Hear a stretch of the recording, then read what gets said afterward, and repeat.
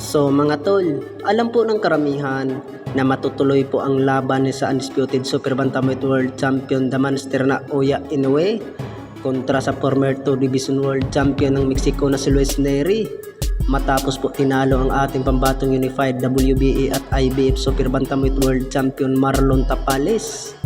Bukod dyan ay gusto sa ating pambansang kamao Manny Pacquiao na gustong turuan ang pambato ng Mexico na si Luis Nery kung paano talunin ang The Monster ng Japan na Oya Inoue.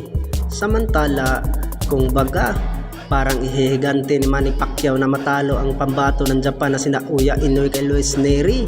Kaya gusto talagang turuan ni Manny Pacquiao itong si Luis Nery kung paano daw patulugin itong sina Oya Inoue sa ibabaw ng lona. Bukod dyan, ay banat po ng MP Promotion Manager na si Sean Gibbons na gustong pabalikin si Janrel Casimero. Dahil dyan, ay gustong itapat ang angas ng Pinas sa The Monster ng Japan na Oya Inoue. Alam naman daw nila mga tol na malakas talaga itong si Janrel Casimero. Ito lang siguro ang tatalo kay na Oya Inoue, pero hindi na talaga babalik. Dahil dyan mga tol, ay kailangan pag bumalik ang angas ng Pinas Janrel Casimero ay tanggalin na po ang kanyang kapatid ng head coach na si Jason Casimero. May narinig akong balita na yung asong puti nakamoy ng pira.